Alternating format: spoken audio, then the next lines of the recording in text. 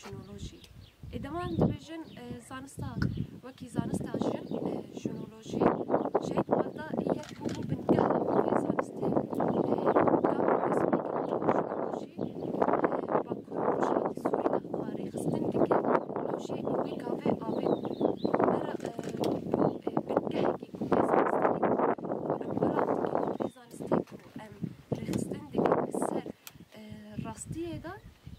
اوجي كذا بسيا شيء مرضى رولك تشاوبو كسايدك تشاوبو راستي مرو تما كسايد ومزادك ركانيه وحرتم مرو ديارك حسكرنك و يعني بيجن عشقك و برامبري كو شورشا جن كو بپروردين دسبيكي بلي كولين دسبيكي بقام بين خابون دم افادبو شيء مرضى رولا ديار بود هبوا بدنا ديار بود إيرو كأم دبيجن شهيد مرضى يعني بلكي وك هبونا و جسدي أو رحيم زندية دنا صانستا وكصانستا كيجونا وشي جبركو أم دبيجن أم صانستا جو أم دبيجن أو رحيم تكوشينا جن نابا شورش ديار بلا أو بلا شهيد مرضى جبواجي يعني كساية الورقن شهيد مرضى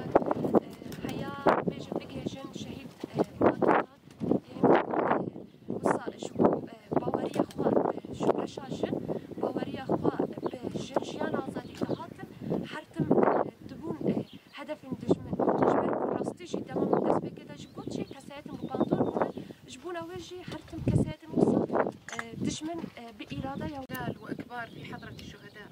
اليوم نقف جلال وإكبار في حضرة الشهيدة مالدة. الشهيدة مالدة أنا أعرفها بشكل شخصي.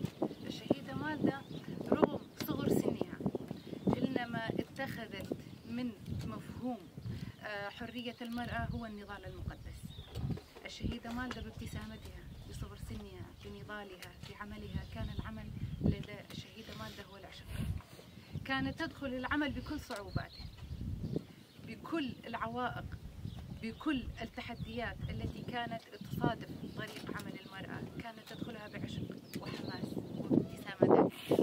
الشهيدة مالدة كانت رغم صغر السن الموجود لديها إلا أنها كانت قدوة للنساء التواقات الحرية قد أوجعت العدو وهذا يدل على تخبطه وضعفه فأصبح ينتهك النساء بأبشع الطرق.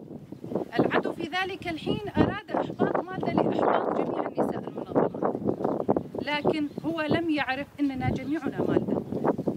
اليوم هو استهدف واحدة من رفيقاتنا هي علم من أعلام مؤتمر ستار، هي علم من أعلام تنظيم النساء، هي من أجمل جميلات بلادي. اليوم الرفيقة مالدة عندما استشهدت العدو كان يظن أنه انتصر، لكن هو أشعل شمعة في طريقنا. اليوم نحن سائرون على طريق مالدة التي كانت سائرة على طريق هفرين، سائرة على طريق أبستا، سائرة على طريق بريتا. نقول إننا جميعنا مالدة وسنكمل رسالتها، وهذا وعدنا وعهدنا لجميع الشهيدات. سنكمل طريق رفيقاتنا إلى أن تتحرر جميع نساء العالم.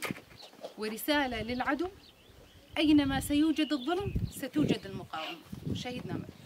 شهيد نامر. شهيد نامر.